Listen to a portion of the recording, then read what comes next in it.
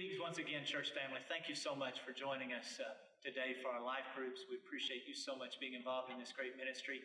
And once again, thanks to all of our life group leaders for all the work and effort that you're putting into leading your life group. And I know the people certainly appreciate it. We as a staff here appreciate all that you do.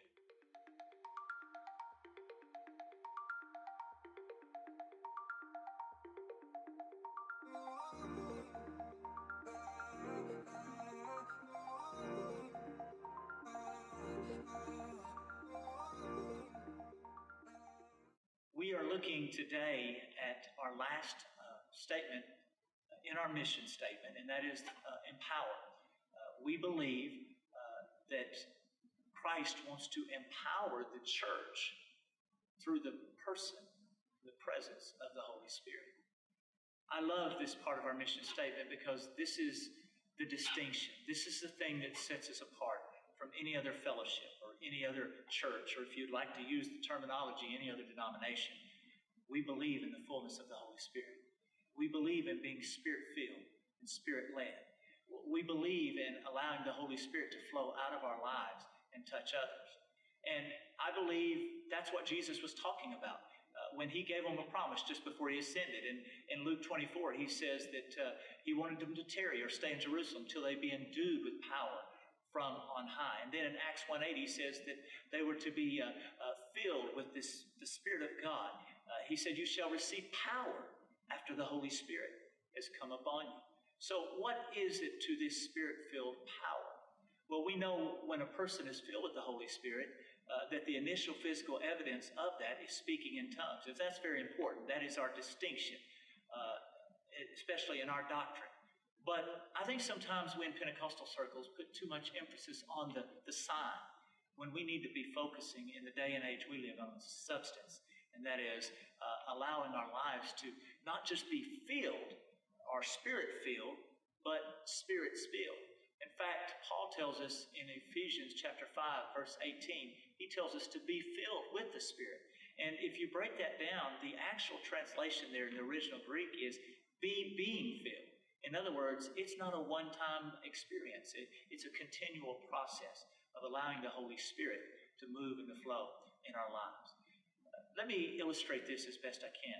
Imagine with me that we have a cup, and that cup represents us. And you have a pitcher that's filled with water, and that pitcher begins to fill this cup with water and fills it up to the very top. You are filled with the Holy Spirit. You have an experience. You know the love of the Holy Spirit. You know the fruit of the Holy Spirit. You're even allowing, as you begin to grow in the Lord, for the Holy Spirit to use you in the gifts of the Holy Spirit. And that's a great thing. But imagine if we set that cup in a vase and we allow the Holy Spirit to continue to pour in us. After a while, there's nothing left for that cup to hold it or contain it. And it's going to run over. And the more that you pour, the more that you pour, the more that you pour, eventually you will notice as that water overtakes that cup, it begins to overtake that pitcher. And it begins to surround that cup.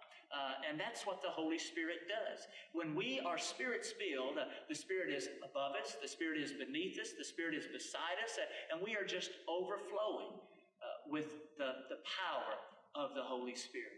Can I tell you, church family, my desire for our church, for you, for each one of you, for every area of ministry, is not just for us as adults, but for our children in Powerhouse to overflow with the Holy Spirit. Our students in Anthem Ministry to overflow with the Holy Spirit. Because when we overflow and we let the Holy Spirit flow out of us and we are truly empowered, we can't keep it in. We can't contain it. It's going to overflow on others. And I promise you, it will not only transform us, but it will transform and change the lives of others. I'm looking forward to our time tonight. I want you to get involved. If you have never received the gift of the Holy Spirit, there's no reason why you can't receive that promise tonight, because I can tell you as your pastor, I believe it.